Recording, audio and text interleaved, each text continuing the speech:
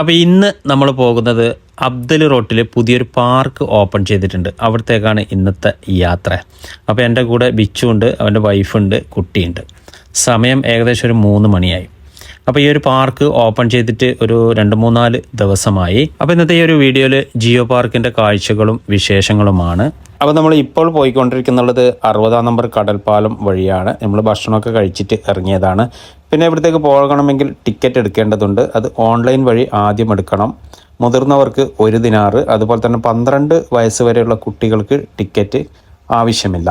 അപ്പോൾ ഓൺലൈനിൽ എടുത്തിട്ട് വേണം ഇങ്ങോട്ട് പോകാൻ വേണ്ടിയിട്ട്. അപ്പോൾ ഇവിടെ ടിക്കറ്റ് എടുക്കാനുള്ള കൗണ്ടറോ കാര്യങ്ങളോ ഒന്നും തന്നെ ഇവിടെ ഇല്ല. അങ്ങനെ നമ്മളിതാ ജിയോ പാർക്കിൻ്റെ എൻട്രൻസിലേക്ക് എത്തിയിട്ടുണ്ട്. അപ്പോൾ ഇവിടെ ഒരു 2 പോലീസുകാർ നിന്നിട്ടുണ്ട്. അപ്പോൾ നമ്മൾ ടിക്കറ്റ് എടുത്ത് അതിൻ്റെ ഒരു സ്ക്രീൻഷോട്ട് ഫോണിൽ എടുത്ത് നോക്കുക. അതുപോലെ തന്നെ അതിൽ കൊടുത്ത മൊബൈൽ നമ്പർ ഇവിടെ പറഞ്ഞു കൊടുത്തു കഴിഞ്ഞെങ്കിൽ അവർ സിസ്റ്റത്തിൽ നോക്കിയിട്ട് നമ്മൾ അകത്തോട്ട് കയറ്റി വിടും.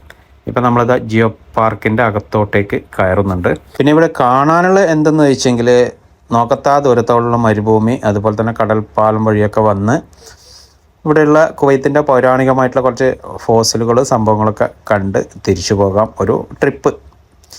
അതുപോലെ തന്നെ ഇതൊരു 20 ദിവസം കൊണ്ട് സെറ്റ് ചെയ്തൊരു പാർക്കാണ്. ഇതിൻ്റെ പണി ഇപ്പോഴും തീർന്നിട്ടില്ല, നടന്നുകൊണ്ടിരിക്കുന്നുണ്ട്.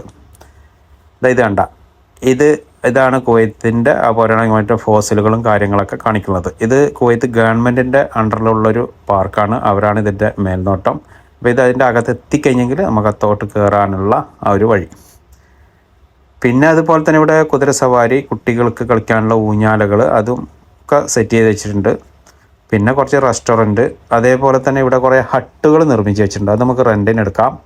വൈകുന്നേരം 3 മണി മുതൽ രാത്രി 10 മണി വരെ നമുക്കവിടെ താമസിക്കാൻ വേണ്ടിയിട്ട് പറ്റും. അപ്പോൾ അതിൻ്റെ പേയ്മെൻറ്റും ഉണ്ടാകും. അല്ലാതെ നമുക്ക് ഇതിൻ്റെ അകത്തോട്ട് കയറുന്നതിന് ആ 1 ദിനാറ് കൊടുത്താൽ മതി. അപ്പോൾ ഇനി വരുന്ന ആളുകളിൽ ഇവിടെ ഒരുപാട് സംഭവങ്ങളൊക്കെ വരാനുണ്ട്.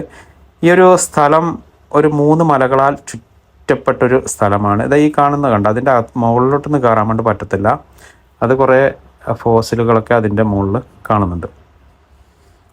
പിന്നെ അതുപോലെ തന്നെ ഇവിടെ നിർമ്മിച്ചിട്ടുള്ള റെസ്റ്റോറൻറ്റ് കാര്യങ്ങൾ ഇതൊക്കെ ഒരു പ്രത്യേക ഒരു സ്റ്റൈലുള്ള സംഭവങ്ങളാണ്. കൂടുതലും സ്വദേശികളാണ് ഇവിടെ എത്തിയിട്ടുള്ളത്. അതുപോലെ തന്നെ മലയാളികളും കുറച്ച് ആൾക്കാരൊക്കെ കണ്ടിട്ടുണ്ട്. ഇത് കണ്ട ഒത്തിരി ഫോട്ടോ ഫ്രെയിമും കാര്യങ്ങളൊക്കെ. സത്യം പറഞ്ഞെങ്കിൽ ഞാനും മറ്റൊരു ഇൻസ്റ്റഗ്രാം വീഡിയോയിൽ കണ്ട ആ ഒരു ഇതിൽ വന്നതാണ്. നമ്മൾ ആ പ്രതീക്ഷിച്ചത്രയൊന്നും ഇവിടെ ഉണ്ടായിട്ടില്ല.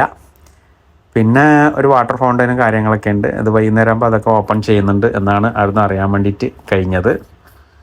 പിന്നെ സുഹൃത്തുക്കളെ, ഇങ്ങോട്ട് കുട്ടികളൊക്കെ ആയിട്ട് വരുന്നുണ്ടെങ്കിൽ ജാക്കറ്റും കാര്യങ്ങളൊക്കെ കരുതണം. നല്ല തണുപ്പുണ്ട് കേട്ടോ ഇവിടെ.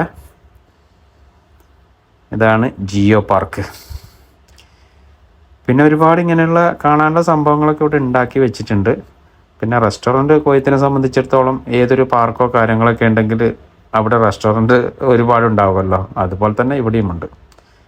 പിന്നെ നമുക്ക് വിശ്രമിക്കാനൊക്കെ ഉള്ള ഒരുപാട് സൗകര്യങ്ങൾ ഇവിടെ ചെയ്തു വെച്ചിട്ടുണ്ട്.